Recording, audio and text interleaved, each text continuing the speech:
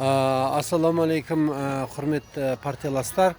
Мына біздің байтақ партиясының жалауын көріп тұрған шығарсыздар.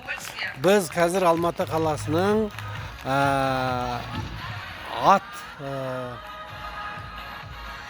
стадионында, ипподромда жарыстамыз.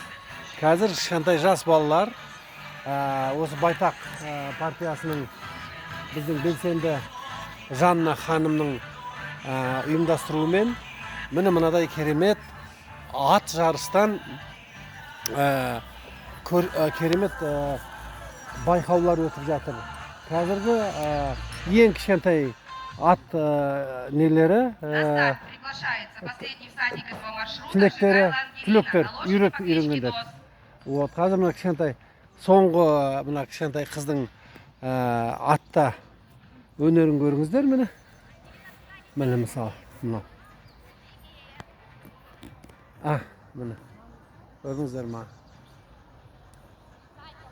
Құлағын қып-қызыл қып кигізіп қойыпты. Осы жерде бір 10 қазір атпен балтыр ойнады. Соның ішінде үшеуі біздің қазақтың қыздар екен.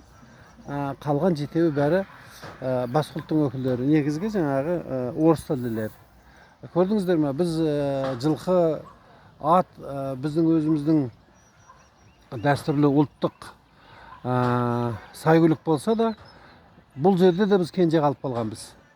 Сол себептен өздеріңіз байқап отқандай, мен міне кеудемде және басымда поло деген формамен келдім. Неге?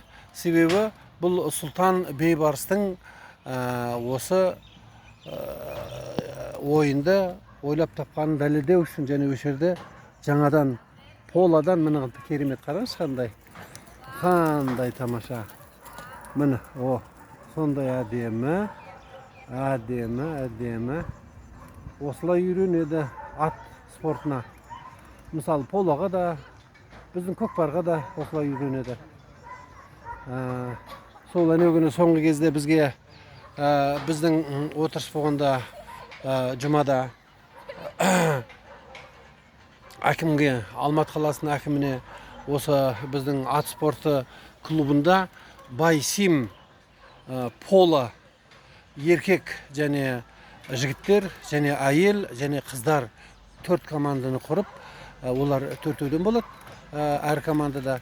Сонда да 8-8-ден бір қарама-қарсы ойнап жаттығатын 4-пен 16. Сонда 16 команда құруға біз арыз және өтініш түсірдік, қолдау табамыз деп ойлаймын. Жастардың бүгінгі кішкентай балаларымыздың күні құтты болсын. Сондықтан балаларымыз аман есен осы бала немере, шөбере солардың болашақ үшін, қазақ ұлтының болашағы үшін осындай команда және ат спорты өнерін дамытуға біз дайынбыз.